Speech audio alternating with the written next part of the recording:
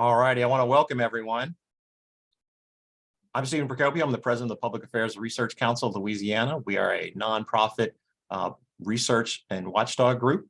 Today, as part of our monthly webinar series, we're going to be doing a preview of the upcoming session. It is both a fiscal session and it is also an election year, so it should be interesting. To talk about that, we have a great panel of guests to talk about it, and then we also have one person running late. We have Senator Gerald Boudreaux, chairman of the Senate Democratic Caucus. We also, let's come back to him real quick. We have Representative Jack McFarland, chairman of the Louisiana Conservative Caucus. And Senator Cortez, can you hear us? I can, yeah. You arrived just in time. It was perfect. And we're just doing introductions. And Senator Paige Cortez, who's the president of the Senate. I want to thank all of you for your time. I know you're busy, and I know with sessions starting up, it's taking a lot of time. And there are going to be a lot of questions asked. The PAR audience is very interested in this. It's one of our highest register that we've ever had. So a quick work on how it's going to work. We'll ask a couple of questions. I'll start one off, and then Melinda will have some. And then for the audience, y'all put questions in the chat or in the Q&A, and Melinda will sort of guide us through that. We will probably not have enough time to get through all the questions. So the earlier you get them in, the better. If you can make them succinct, because we don't want to spend time reading a whole bunch of questions, just get to the heart of what you're trying to get at. With that, let's start off. Thank y'all for being here. All right, so the budget has historic sums of money between surplus and excess and how much we have to spend. And it's expected to be an even better forecast in May. So given all of that, if y'all could each go through and talk about what your spending priorities are, both for yourself, but also for either your chamber or your caucus. Senator Boudreaux, you want to start off? Well, in the Senate, we always let the president start off, so I'll defer to the president. And then I was going alphabetically, but if you want, okay, you want to defer. Yes, I'll defer and let the president's teed up for us.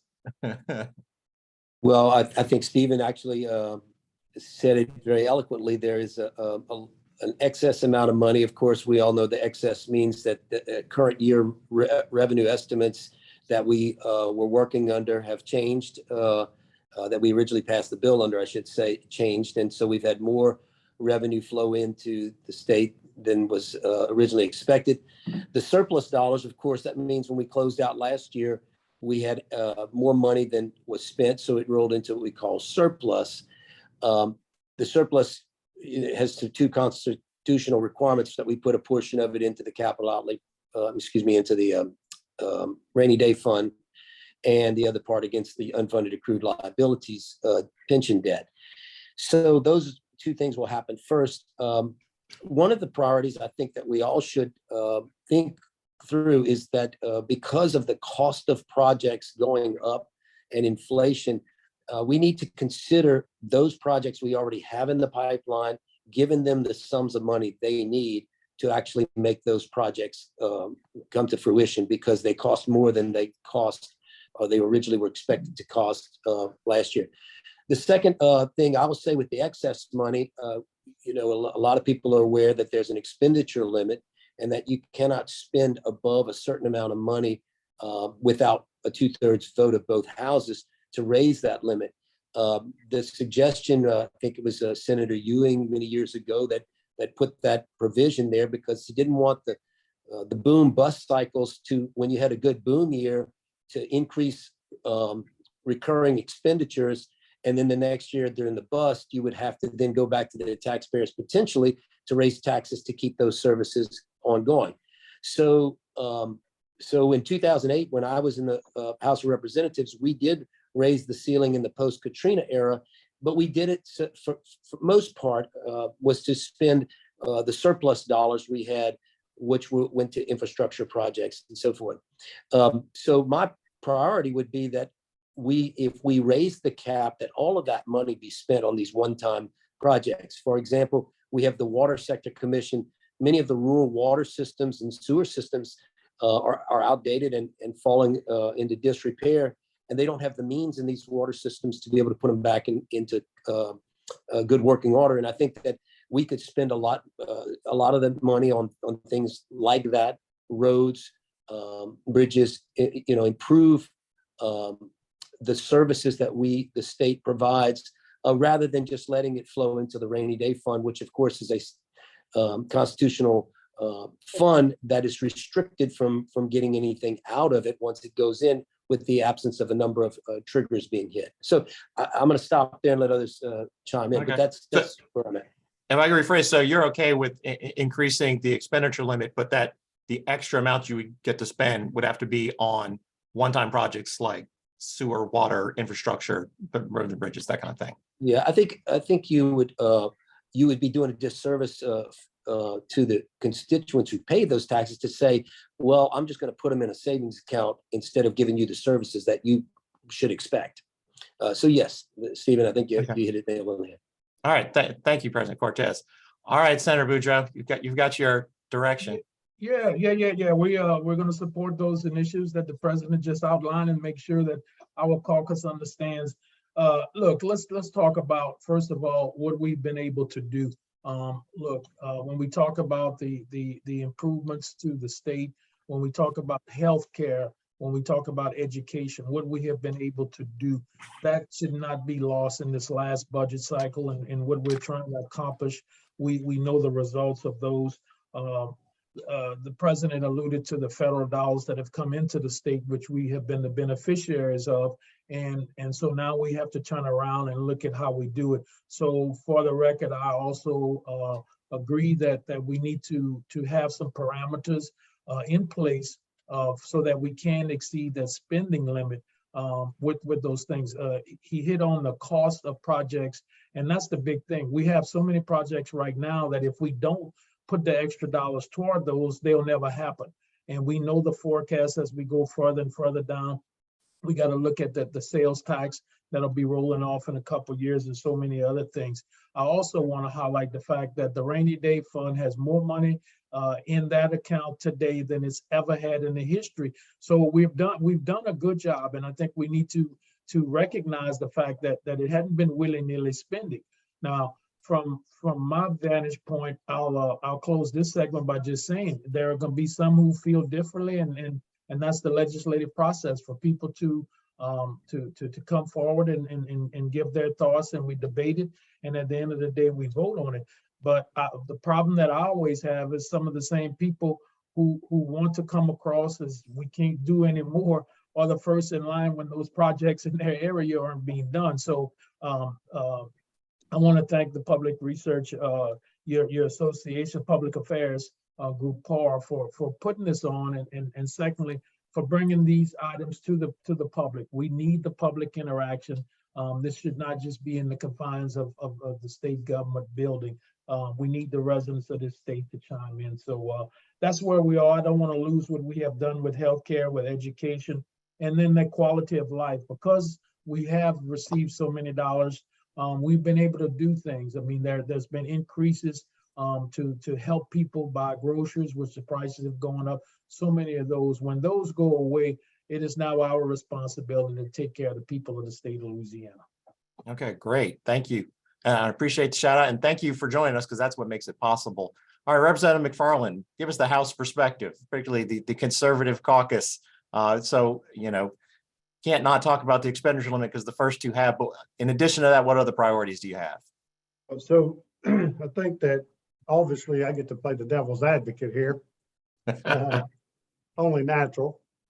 But look, I do agree with Senator Cortez, or President Cortez, and both Senator Boudreaux on a couple things.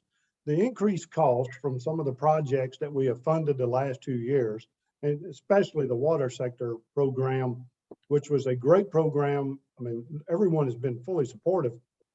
Some of that increased cost, you've seen it at the last JLCB meeting.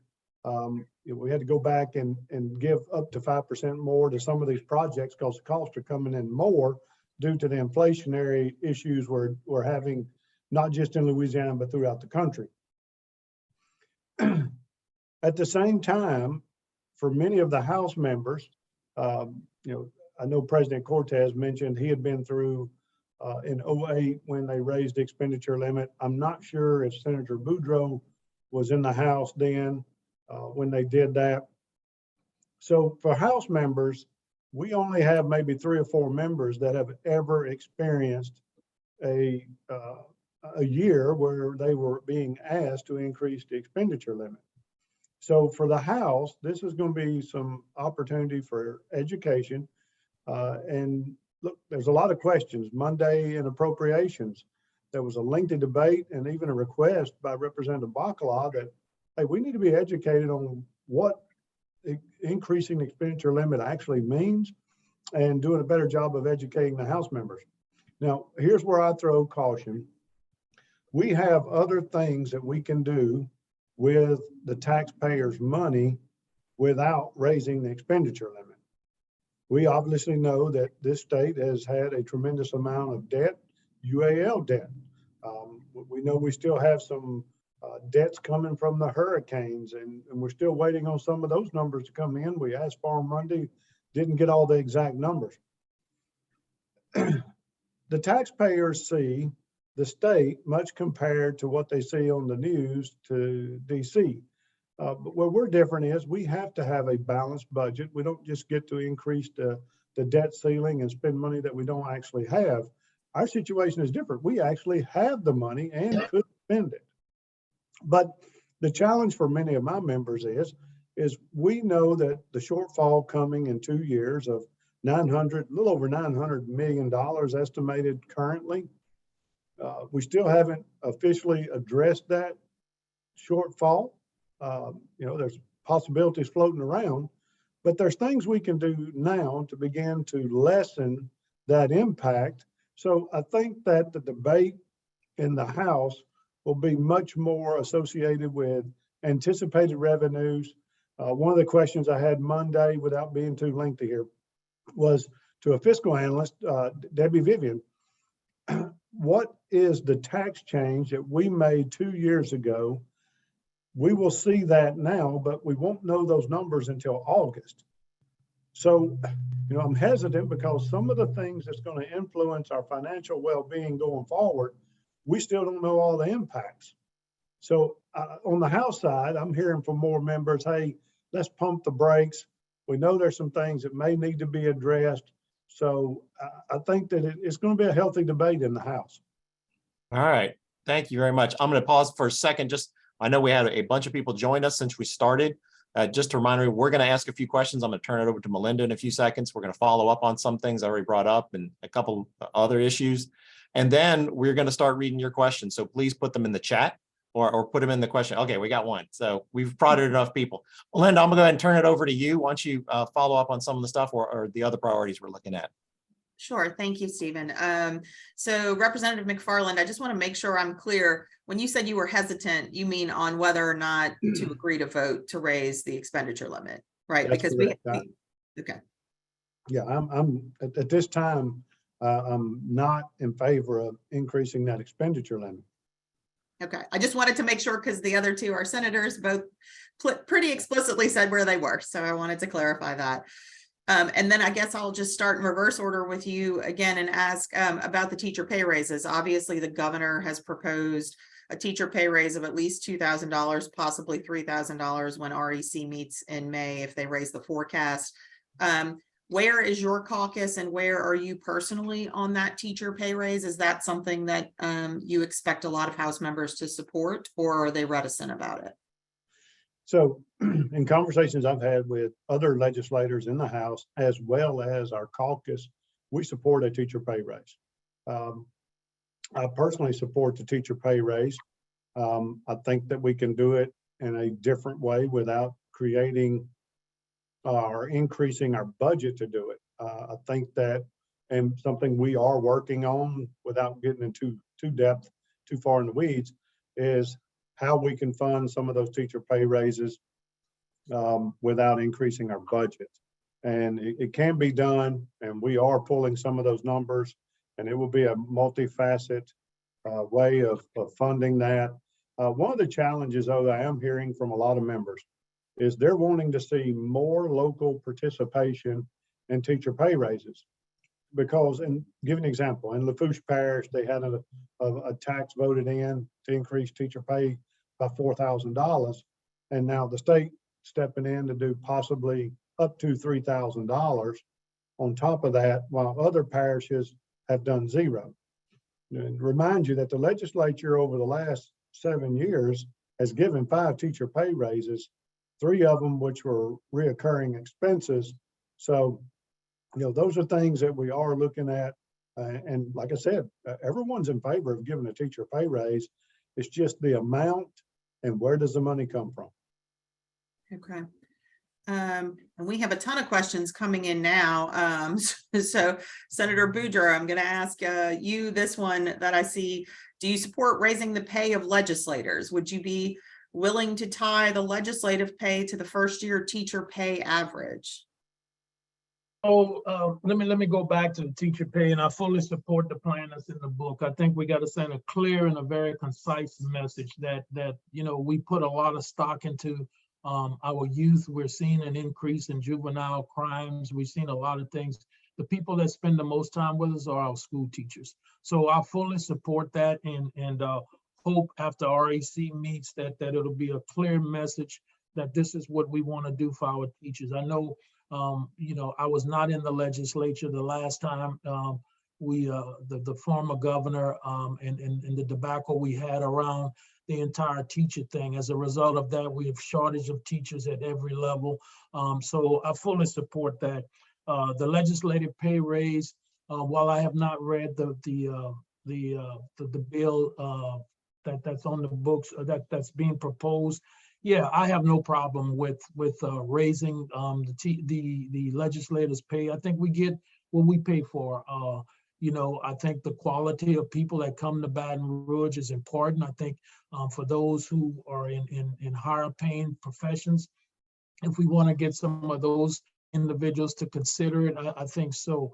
Now, to tie it to teacher pay, no, I want to keep those separate. I think we need to, again, send a clear and concise message to the educational community that we do support our teachers, we support our school systems, and I have to agree with Representative McFarland. Our local school districts have to do more. It's these failing schools, these failing districts. It's about money. It's about teachers who leave one parish and go to another one just because of the money. We all on this call know the passion that educators have. It's a calling, and so we have to do that. So I want to separate those two, and at the end of the day, like I said, I want to make it a clear and concise message. But the base of 22,000, for legislators, that is not acceptable for what the requirements are today. Okay. Senator Cortez, President Cortez, I don't know if you're still there. You are. Perfect. Where are you on the legislative pay raise issue? Well, I'm just like Senator Boudreaux. I haven't even seen it, so I don't know what it would be, how much it would be. I know that the only conversation I have had with someone was they were, I think, saying that it's been 40 plus years since the legislators have had a pay raise. Obviously, I'm termed out. It would, if anything were to pass, it would probably commence next, obviously the next election and the next legislature. Quite frankly, it's an election year, a very difficult bill to pass. So I just think I'd have to look at the details. I think that Senator Boudreaux did make a couple of good points. Many people in the legislature now that serve are getting less and less opposition in re-elections. And you have to ask the question, why did people not want to run for the legislature anymore? And I think part of it is money, but I think there's more to it than just that. But certainly that's part of it. I was at a national conference just yesterday, and that was one of the issues coming up in other states as well, is you're not getting the quality of people to do it because of not just the lack of money, but I think the 24/7 news cycle is a little bit of it too. Right. We are getting a bunch of questions about the impacts of the expenditure limit, which means we have a very in tune set of viewers here. People are asking, what are the implications of not raising the expenditure limit? And I can at least fill in a little bit of that, which is, it just means you can only spend up to the expenditure limit and you can't spend anything above that, but they will still be able to pass a budget if they don't raise the expenditure limit, obviously. But there are questions about what would happen if the expenditure limit isn't increased. What happens to the money? What comes of it? Where does it go? I guess Representative McFarland, do you want to take that one since you are on the fence about raising the expenditure limit? Yeah, I don't mind. So part of the issue for me is that that money, if we don't raise it, let me back up. So right now there's $1.6 billion between the excess and the surplus altogether. And we have the ability, it's between $450 to $500 million that we could spend of that 1.6 billion without exceeding the current expenditure limit. With the proposed budget that the executive budget proposed, we still have that much room to spend money. So it's not like we're not saying we're going to spend zero of the $1.6 billion. It's just saying that within that parameter, we think that maybe we should hold back on spending over that, in spending the additional 1.1 billion. But you could, I mean, look, I mentioned a while ago, you could take that money and put it in a savings account. It can go in the rainy day fund, the budget stabilization. Look, there's talk about a bill coming this session to create a new fund. And that fund is just a savings account. That money goes in there. And as we address shortfalls, that money can be used for that. That's not a great analogy because that's using one-time money on a one-time issue, which none of us like. So would it enable us to buy some time or to take care of some issues? Yes, but look, I'm more of a guy that says, hey, let's pay some, if we're going to use this money and we can do it without increasing expenditure limit, let's pay down some debt. Paying down that debt benefits our state and our budget long term. But if you spend the money to make a debt payment, doesn't that count towards the expenditure limit? I guess I was under the impression that certain debt payments that are made immediately would count towards the expenditure limit. As I appreciate it, there are some debt payments that would count toward it. Okay. President Cortez, we have a question about the proposals to eliminate corporate taxes, to eliminate the income tax, and to instead allow sales taxes on groceries, residential utilities, and prescription drugs. Obviously, those all start in the House, but have you taken the temperature of the Senate and where your members are on these various tax proposals?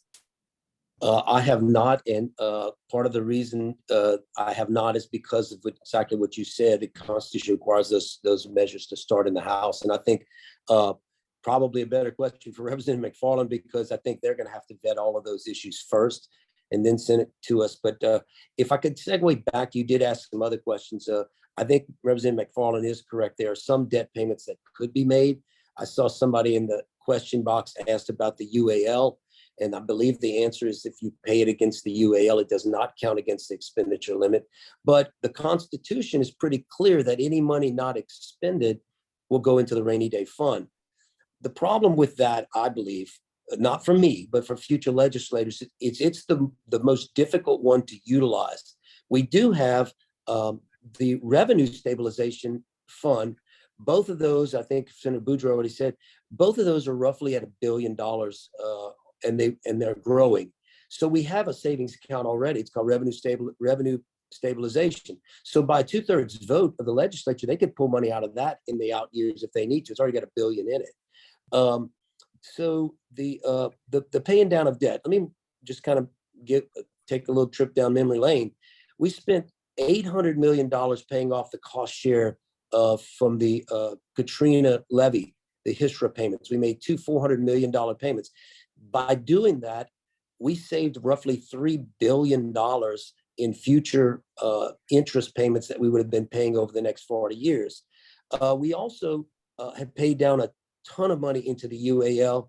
We also paid off what was known as the Boudreaux judgment. It's not the Senator Gerald Boudreaux's judgment, but it is was $100 million, actually a $300 million judgment against the state for some flooding in Tangipahoa Parish many years ago. We paid that off. So we spent a lot of money on deferred maintenance at universities. We've also spent money on coastal restoration. We put roughly, I'm going to say just under $800 million into the Water Sector Commission to help build needed infrastructure. We had something called the Gumbo Fund, which built broadband. These are all one-time uses. But let me add one more thing, and I don't want to take up the whole time, Melinda, but I think it's important for people to realize if you don't raise the expenditure limit, all of those funds that we created in the past years that are sitting there with funds in them, you can't spend it. So you would have money that you would have dedicated to something that can't come out of the fund because you can't spend it out. It would go over the expenditure limit. And the Constitution says any money's not expended shall go into the rainy day fund. So if you drop it into a different fund, you still can't spend it if you don't raise the net, whether it's a savings account or whatever. So with that, again, I want to give everybody a chance to, but I think there are going to be a lot of conversations around that expenditure limit. Yeah, that seems very obvious considering this conversation. And we hadn't even talked about insurance. I know, we haven't even gotten to Man. that. Representative McFarland, do you want to take the tax question? Do you want to answer, where are you and where is your membership in terms of getting rid of income taxes and perhaps charging sales taxes on food, drugs, and residential utilities? So we haven't even taken a position on that. That's one of the conversations I know that'll come up in talking to members.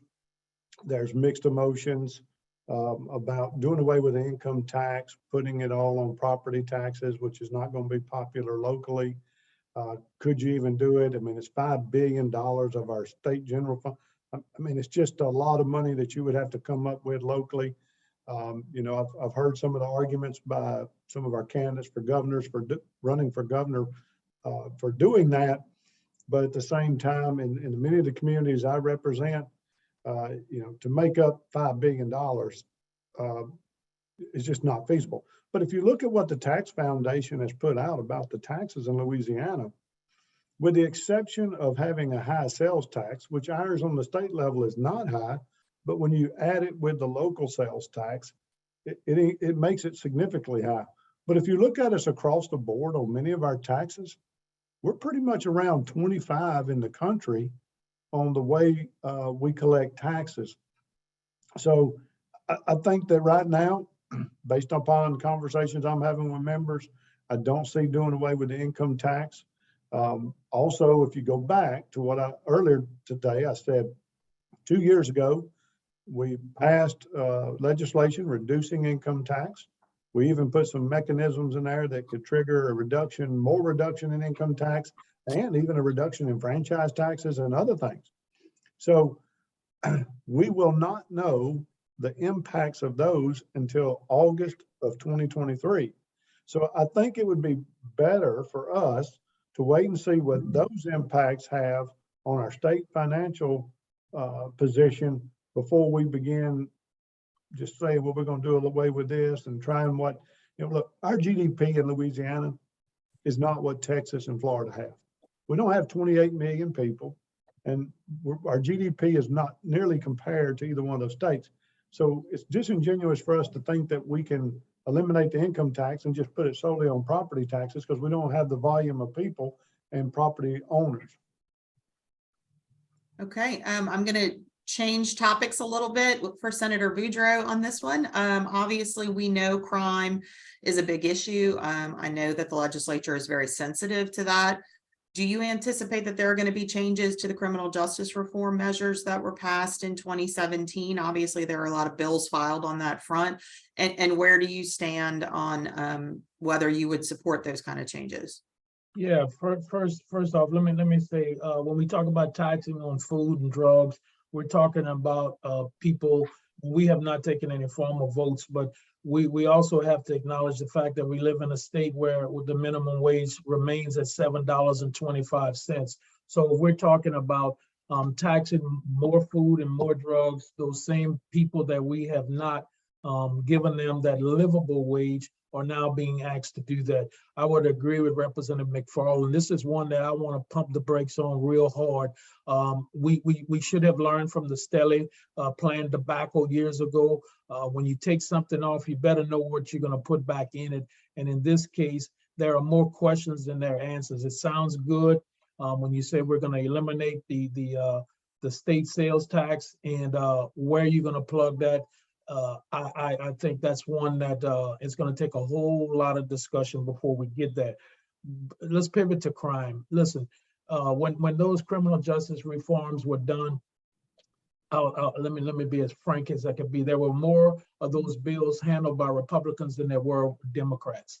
Okay, it was a bipartisan movement to get that done because we knew we are the number one in the world when we talk about incarcerations. We're approaching $1 billion in the DOC's budget when we talk about corrections and what we're doing. The outcomes, we're trying to do more on reentry programs. We're trying to see a return on investment. But the key to my response is that while those were passed, no one at any time felt like that was going to be the end and we would see a change like overnight. So there are a number of bills that have been pre-filed. We welcome the opportunity to debate those, but let's not get it twisted and say that, you know, we're not condoning letting the heinous criminals out of jail at any cost. And the rhetoric sometimes get in the way of reality when we talk about crime and reform. When we talk about some of these things that are happening in our communities. I know everyone wants to live in a community that's safe, but we will be at the table and we will monitor those. But again, I want to caution that the rhetoric, where a person who's incarcerated for murder and rape and those serious crimes of nature are not the ones that they're not going anywhere. They're not going anywhere. But on criminal justice reform, as I said, approaching $1 billion in the Department of Corrections budget, we have to find a better way.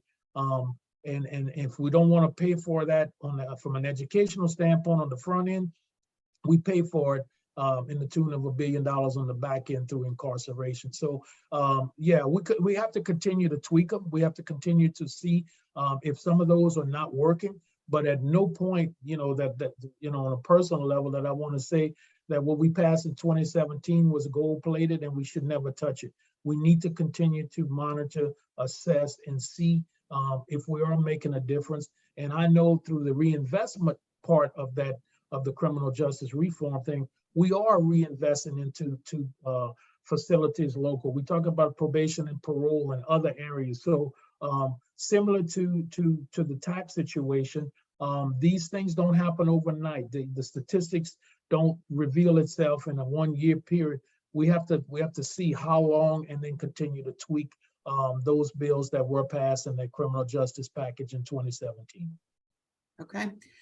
President Cortez, let me direct this one to you. We have a question about abortion and the exceptions, and whether or not legislators will pass exceptions for rape and incest, or further define the exemptions for pregnancy issues.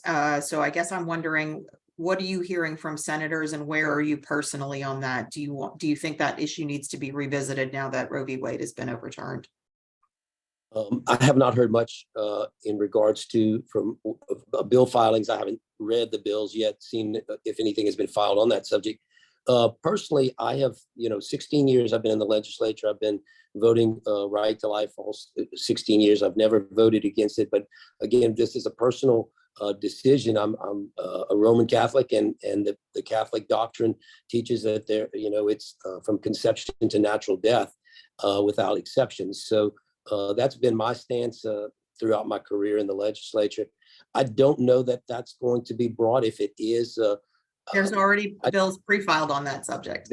There are. Okay. So I haven't looked at the pre-filed bills. So I don't know how much debate it'll get because of the amount of time that's going to be taken up, I think, with a lot of other issues. And I think we've pretty much stated the statutes pretty much state the position of the majority of the people in Louisiana as we have them now. But certainly it's a deliberative process and everything will get debated.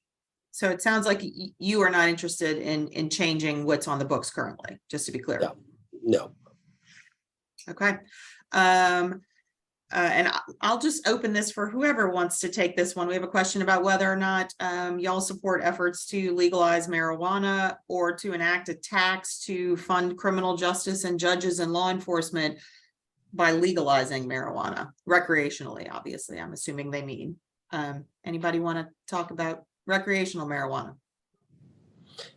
I'm on, I guess I'll say, I just don't think that the legislature is at that point where it's willing to do that. We've gone the medical marijuana route. We've had some bills relative to hemp, industrial hemp as well. But I think it's going to happen at some point in the future. The next generation doesn't view it like maybe I'm going to speak for us, our generation, or even the Francis Thompson of the legislature. There's just a different vantage point coming from those that are in their 20s and 30s. So as they, matriculate, I guess, into the legislature in the future, maybe it will change. I don't see it happening now. Okay.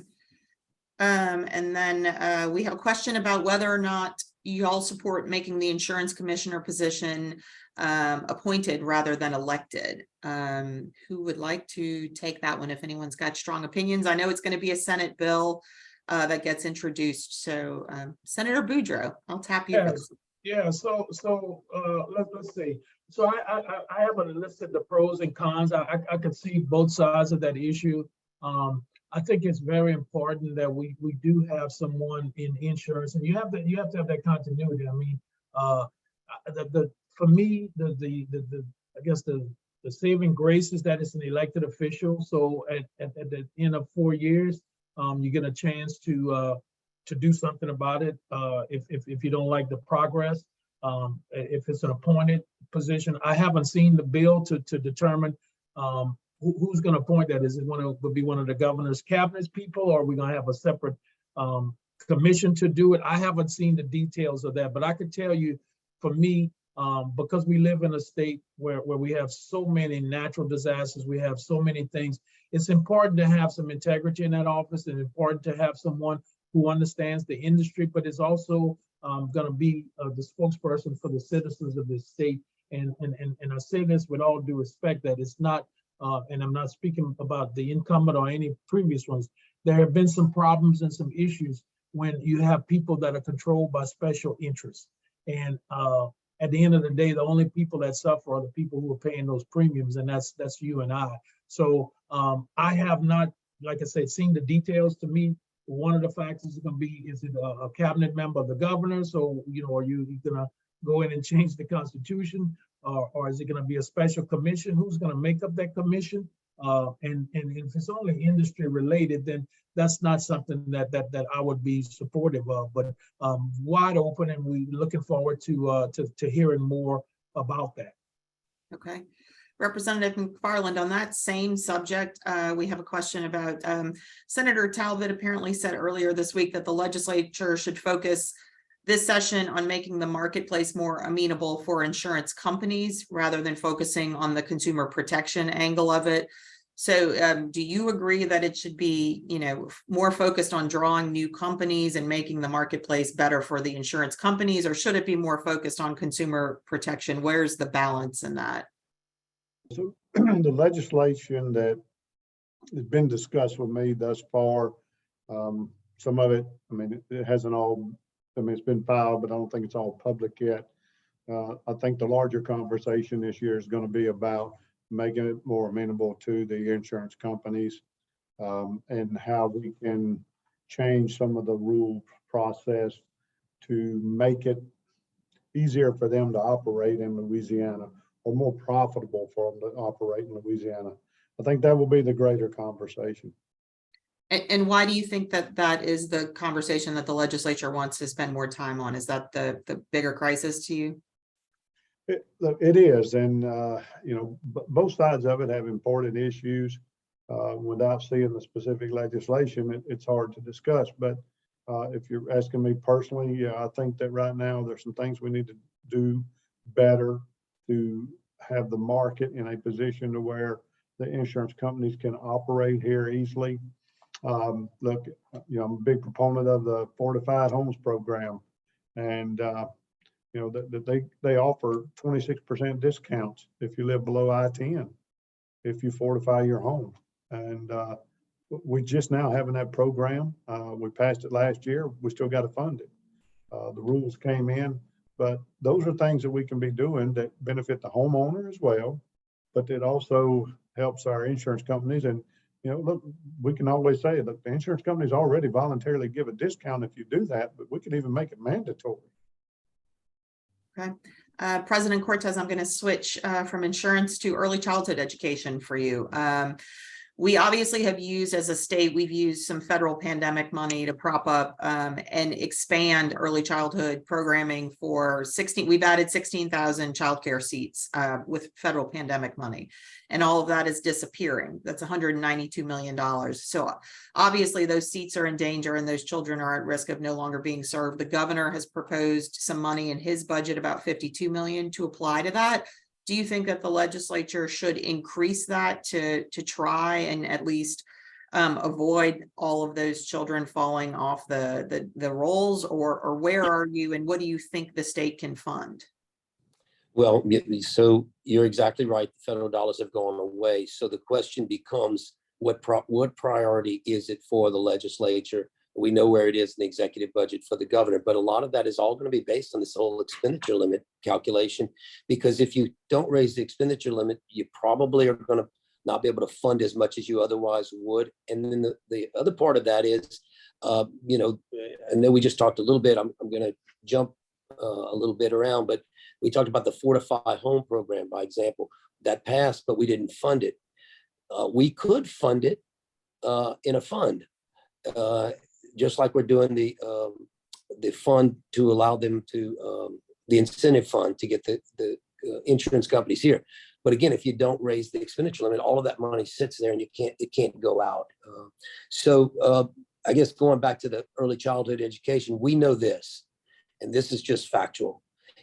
If you don't get them at that age, you're going to have a problem potentially when they get to 17 and 18. As an old saying was, I can fix a child at 3. I can't fix them at 17 if they're broken. And so the early childhood program does a multitude of things that allows people to get back into the workforce and be able to provide an income for their family. That's number one. But it also teaches basic tenets of education so that they can read, and if you can read, you can learn, and if you can learn, you can get be a productive citizen. And if you don't, then the first thing that happens is you generally start to, call it, get outside the white lines through the education process, and that's when we end up with them in the corrections arena. So is that a funding priority for you as you're looking at the budget going forward? You know, I didn't get a chance to talk about the teacher pay raise, but I think it's all part of that. You know, it's teacher pay raise and early childhood. I think we have to maximize what we can, but that's all going to be under the backdrop of the oncoming 0.45 rolling off, and these are recurring expenses. So how much can you afford, not this year, but how much can you afford in 2 years of recurring expenses? That's the real question, and I think the other two legislators have suggested as much. So that's why I keep going back to the extent that we can put things on one-time fixes and give services back to the taxpayers, we should do that as much as possible with this extra money right now, because we can fix some things that are going to only cost more in the future years. Okay. And I don't know who wants to take this one, but we have a question about the school shooting in Nashville. And in the wake of that shooting, our legislators going to be pursuing any bills that protect students or limit access to assault weapons. Who would like to talk about guns? Well, I think it's a concern. It's a concern throughout the country, and we're just seeing more and more. I'm not aware of any bills that have been filed to do it, but I think to go back to some earlier points, at the local level, I mean, we have resources available through the sheriffs and the municipal polices, and then we also have a statewide organization, Sheriff's Association, Police Chiefs Association. So I think that there has to be more dialogue, more network, and I've read the last couple of weeks, you know, people just saying just put more arm guards at school. And I don't see that as the answer to the problem. I think there's a lot of education out there. In St. Landry Parish, a portion of one of the parishes I represent, I mean, we have a number of schools that are over 100 years old. So when you talk about school safety, there is none, because they were built over 100 years old. There's not one main entryway or anything along those lines. So I think there has to be some dialogue and some conversation. And I don't want to get into the national deal, but let's talk about Louisiana. And I would hope at some point that we would take some people, sit them at the table, and come up with a plan for Louisiana. It's not going to just be, the state of Louisiana, the legislature. I think we need the public sector involved in this. Of course, law enforcement, and the DAs and everybody have to be a part of this. And somebody will say, well, that's just more talking, but we're not talking now. We're reacting to one shooting after the next. And it's an emotional thing when you see kids running out of a school because there's shooting going on and trying to figure out what's going on. So I think we need to start at the local level, get some stakeholders at the state level to talk about what we can do for Louisiana. When we start talking the broad language about banning this and banning that, that doesn't hit home until it's somebody in our family. So that's my take on that. I think it's going to take a lot of leadership. It's going to take the private sector to help and buy into. And in closing with that, again, we could pass whatever legislation we want, but some of these schools in St. Landry Parish where there's 20 entrances to the school. I mean, there's no main hallway. It's like the old hotels. Every time a teacher open her door, it's to the outside. So there is no protection there. So it's a whole lot of different things. It's a tragedy that we're having to deal with it, but I think we need the dialogue to move to a higher level so that we can curtail as many of these as possible. And I know there's some money in the budget proposed to deal with some school safety upgrades to the various buildings. To your point, Representative McFarland, I didn't want to speak over you. Sorry about that. No, that's okay, because that was a point I was going to make. The Department of Education Superintendent Brumley, and I know the state police colonel and some other law enforcement and educators have been sitting down looking at, as a group, how can they do a better job of hardening our schools to protect our children? And one of those is having, and Senator Boudreaux pointed out, some schools have a difficult time because of the access points. For local schools where I'm at, all the other doors are locked. You got one point of entry. That's it. In the mornings, you have two, but you have security at each, and you also have to walk through a metal detector, something I never thought we would have to do in my lifetime, but that's where we are, and that is a reality. You asked, Melinda, about was there any bills to ban any type of specific weapons? I've seen none of those. I hadn't seen any bill being proposed yet. I was told that there will be a bill coming forth to potentially ban some type of attachments that you can put on guns and things like that. But I have not seen any legislation banning assault rifles. Do you think that the House would even be willing to consider that? No, I do not. Let's see, we have a bunch of questions on a variety of issues. So let me ask, we have some questions about whether or not the ballot initiative proposal is something you would support, the constitutional amendment that would allow ballot initiatives to reach the ballot from citizens as opposed to the legislature putting it there. President Cortez, let me ask you that one. Do you support that legislation?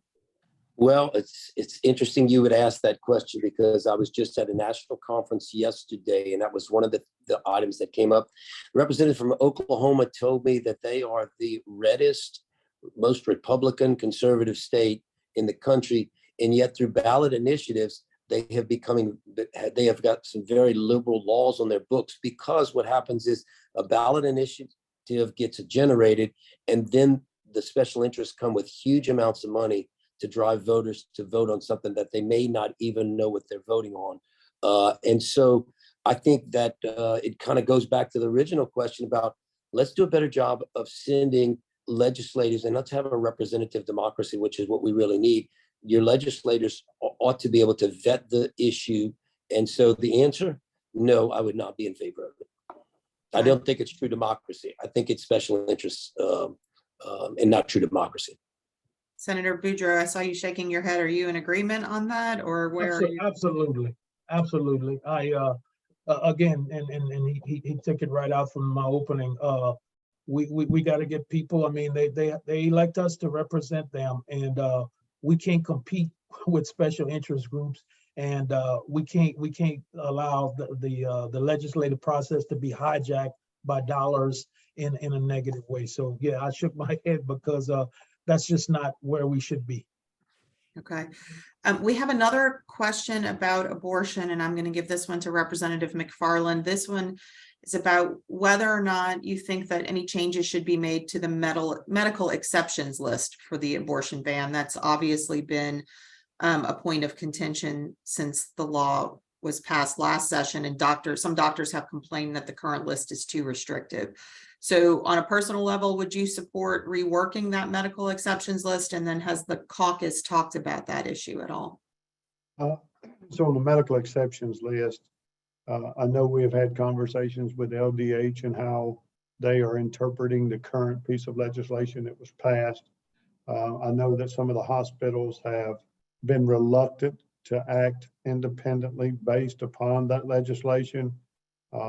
Doctors and the hospital have, want clarity because we are in a litigious environment. I don't care whether you're Louisiana or any other state, we know that is around us. And so if it takes clarifying for these administrators or these doctors, I have no problem doing that. But I think LDH has done a good job of explaining it to them and what the intent of the legislation is. I just think that sometimes individual philosophies come into play and they react with emotion rather than with what is the legality of the law that we've already passed. And has the Conservative Caucus taken a position on that issue at all? On the medical part? The medical exceptions No, list. we have not. But you can, if legislation is proposed, I'm certain we will. Okay. And then President Cortez, I'm going to ask you this one just because it came up in the Senate last year, and I'm assuming it may come up there again. Where are you on efforts to perhaps limit tenure for college professors? That obviously was a discussion in the Senate last session, and it seems as though Senator Cathey may be revisiting that issue. Yeah, I think in just conversations with Senator Cathey, his thought process is tenure. I think mostly in higher ed is where it's addressing, but I could be wrong. Is that if you've had a number of, I'm going to call it negative reviews, then you would go into some type of rehabilitation, so to speak, retraining.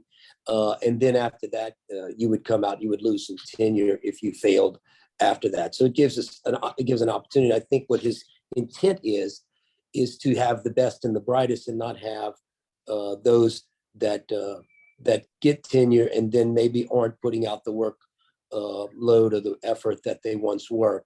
I don't know if it'll get passage. I'm not sure that professors necessarily at the college level are driven by tenure as a reason to take a position and get hired. A lot of it is more with opportunities to publish and opportunities to do research. And so I don't know a lot about the bill other than what he's just briefly told me, but I think it probably will get a good hearing. But not sure about its passage possibility at this point. Yeah, I haven't heard the other side, so I'm sure that there will be some from the higher ed community that'll come in and give a different perspective. And so I'll be anxious to hear that. If I could end up with one sort of following or a final question. We've kind of talked around the fiscal cliff a little bit and actions to not make it worse. But so what is the plan when this, depends on how you look at it, $400 to $700 to $800 million cliff hits? And is there anything that you see that can be done this year to lessen the cliff? We talked a lot about spending one-time dollars for one-time expenses to not make it worse. But what about having to have some actions that will allow us to deal with that a little bit more gracefully? I'll put it that way. And we'll ask all of you to answer that one. Yeah. I'll go first. I think that as I recall, and I could be mistaken, but as I recall, in the last revenue estimating conference, it appears that in the out years, we're still going to have growth into that drop off. So you could actually not have as big a quote unquote cliff as people are suggesting. But part of that is we got to wait and see what the economy does. You know, the cliff is all going to be a byproduct of the economy as well, because when you have a softening economy and you remove the sales tax, you've got a bigger problem. Now, the other part of that is, and I did see this question pop up, there is some relief in sight in that the initial unfunded accrued liability constitutionally is required to be paid off by 2029. It was put in the Constitution 1989 with a 40-year payoff. We've levelized those payments and we paid down on this UAL. And so when that happens, you're going to have some monies that are otherwise being spent for the UAL, particularly through the MFP, that will be freed up. And in higher ed, you'll have monies that are going to be freed up. So that would help. Now, obviously, they don't want to lose that money, and the MFP, they wouldn't. But higher ed, of course, would be concerned that that money they're getting, that they're now currently paying to the UAL, would still go to them for resources. But that's at least one option that the legislature will have in that after 2029. All right, thank you. Senator Boudreaux? I'll let Rep. McFarland go and we'll have it in between that way. All right, he's deferred. You senatorial privilege. Representative McFarland, how do we deal with this cliff so that we have a softer landing? So a couple of things that have been highlighted, and there are some revenue issues that I think that have the potential to lessen the impact. One, we've seen sales tax collections are up significantly. Part of that is due to the amount of federal dollars that was here for construction and rebuilding after the hurricanes, and using some of the money, the ARP money, when doing water sector programs and all this construction that we have going on. I think that will continue to generate additional sales tax. But I still am reluctant to say that it's going to be enough. One thing I am positive is we are collecting more internet sales tax now than we ever have. And I think that does play a significant role. But I think the next year is going to be pivotal in deciding if that $900 million shortfall is as significant as we anticipate it to be. Once again, I mentioned again, not knowing what our income tax changed from 2 years ago when we lowered the income tax, we won't know till August. So I think that over the next year, we'll have a better idea. I know that doesn't help us in this session address all those things, but one of the things we can do this session is look at what these agencies are receiving. That we are doing that currently in appropriations. We're looking at the requests being made. We've seen what the governor's proposed in his budget form. Now we're seeing their individual requests. Hey, maybe there's things we can do right now to dial back some of that spending to lessen that impact. And those are things that we are going to do. We're actively doing it, and we'll continue. Did you have any final words, Senator Boudreaux? Or Yeah, most definitely, most definitely. So, you know, we talked about the rainy day fund and we talked about a lot of things, and we do not ever want to forget our history. And I brought up the Stanley plan earlier and some other things. We have an opportunity because the dollars are there. In no way, shape, or form am I gonna be a part of just the willy-nilly spend because the money is available. I think the process will allow us to evaluate those. But what I want to make sure is that we don't have winners and losers. And usually the losers are the people that impact the output and the quality of life of so many people. So I think that the debate will be strong in the House, as Representative McFarland has said. But at the end of the day, we got to make some decisions. We're in a better place now than we've ever been. And so don't deprive our opportunity to continue to grow. Sometimes I smirk a little bit when people say, our kids are leaving the state in groves, and nobody wants to stay here and everything else. And then we continue to do things to be a part of that problem of running them off. So yeah, I think we're in a better place. We have to evaluate, make some tough decisions. But at the end of the day, I think we can have a soft landing because we have put in place policies, procedures, mechanisms to make sure that we expand what the footprint of the state looks like. The economy is definitely going to be the driver, and that can change from year to year. But we still have some safeguards to make sure that we don't get too far away from the base that we can't call some of that back in. All right, we're really a little bit over time. So I want to thank everyone. We have a bunch of questions on transgender rights and bills that are put in. Just really quickly, are y'all aware of this? That's not a focus of PAR, so I don't follow that as much. Are y'all aware of it? And can you just quickly sum up what your thoughts are before we end? Well, I'll just say we've had a lot of debates on that. I said from the beginning, I thought when we talk about athletics, the Louisiana High School Athletic Association has things in place. I don't think we need to continue to get out and in any way discriminate against people because of whatever decisions they've made. I think that's as you said, there are some bills that are going to be filed. That's fine and dandy, but I think for the most part, we've addressed that issue. Representative McFarland, do you have anything? Yeah, I hadn't seen any of the legislation that's being put forth yet. So it's hard to comment on a specific bill. In general, look, I don't support those issues. Philosophically, I don't. Spiritually, I don't. And so I think it's very challenging.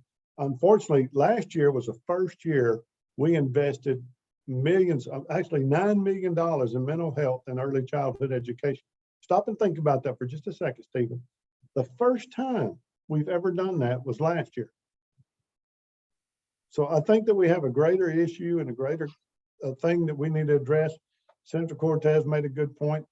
I mean, how much money are we willing to spend on our early childhood education, even if it's using some of the one-time dollars?